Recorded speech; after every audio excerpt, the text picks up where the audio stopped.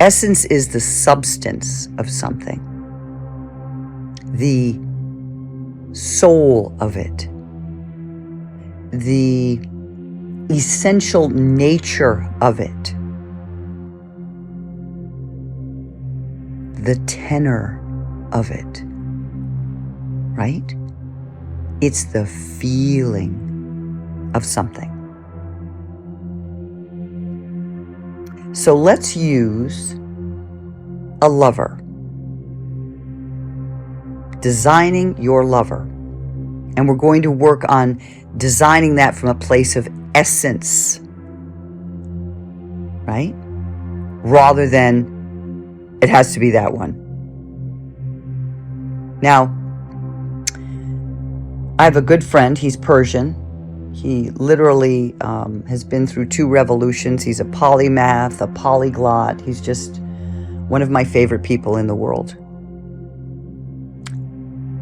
And he can't find a girlfriend. He has them for a second and then they go away. And this man has so much to offer. It's incredible to the right kind of person, right? So why can't he find a decent lover? Why can't he find a lover and keep her for more than 5 minutes? So I had this conversation with him. We'd left dance one night. We go to this ecstatic dance. I'll tell you about that sometime. Maybe I already have. And we came out during a break to just chat. And I said, how's it going? How's the girlfriend thing going? He goes, oh my God, it's not working out at all. Okay, well, I said, let me try something on you because I'm playing with this new idea of essence, the essence of something. So I want to ask you, David, what do you look for when you are looking for a lover? What are the top, let's say, 5 attributes, or how do you categories? What do you do? Oh, he said, well, that's easy. Here's what I want. I want a woman who has a master's degree. She has to have a master's degree. I want a woman whose ass is smaller than mine, which I loved. I want a woman who is between the ages of 35 and 45. I want a woman who cooks really well, likes to cook. Okay, I said. So, I'm going to ask you a question, David. You say that as one of your best friends, that I have all the attributes of a woman that you would love to be with, somebody that you would love to love, right? Yeah, oh yes, he said, absolutely. I love everything about you. It's exactly what I want, but in somebody that, I have, a lovey-dovey thing with.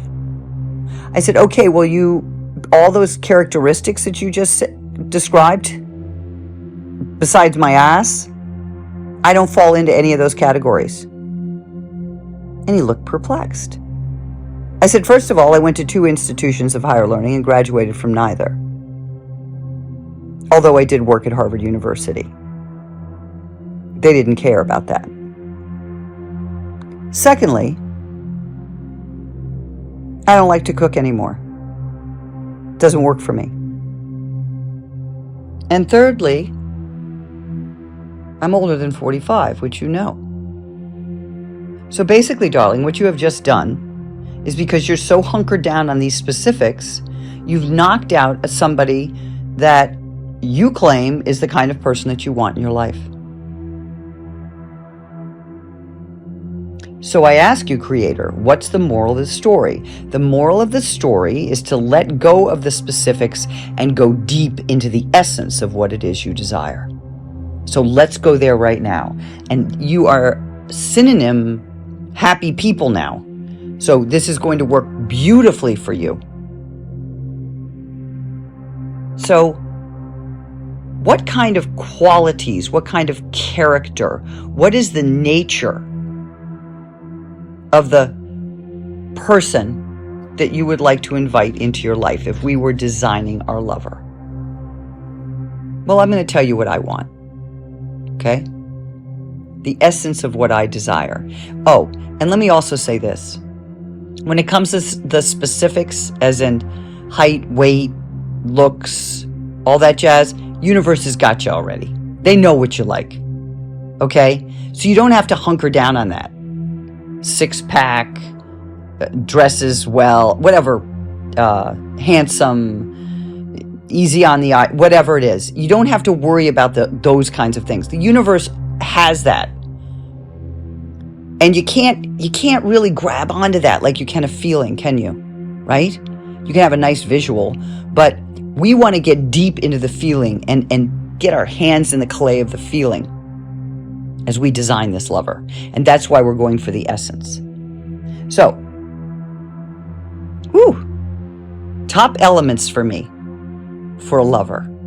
Hang on to your hat. Numero uno. Curious. Curious. Curious about life, curious about himself, curious about the way the world works, curious. Because you know what? If you're curious, you never rest on your laurels. If you're curious, you're always moving forward. And I gotta have lovers who move forward. Okay? I don't do stagnant. Second, magnanimity. Magnanimity. Generous nature. Generous with time. Generous with money. Right? Generous. Charming. I dig charming. I really do love charming. Witty. And in order to be witty, you have to be smart. Smart. Witty. Someone who knows who they are. Thoughtful. Yeah, thoughtful. Compassionate. Compassionate for himself first. And then you can be compassionate for whatever is in your life. Compassion. Showing compassion. The ability to open your heart wide. Communicator. A grand communicator. Because you and I know, Creator, that if you can't communicate with somebody, all bets are off. Communication is the key that makes or breaks any relationship. Lives a life of purpose. Yes. Is not here going through the motions, but is really living purposefully. Purposely driven. Congenial. Easy to be around. Right? Who doesn't want to be with someone who's easy to be around? Accomplished. Intriguing. I dig a mystery. I dig an air of mystery. I don't want to know everything about you. Not my lover, no.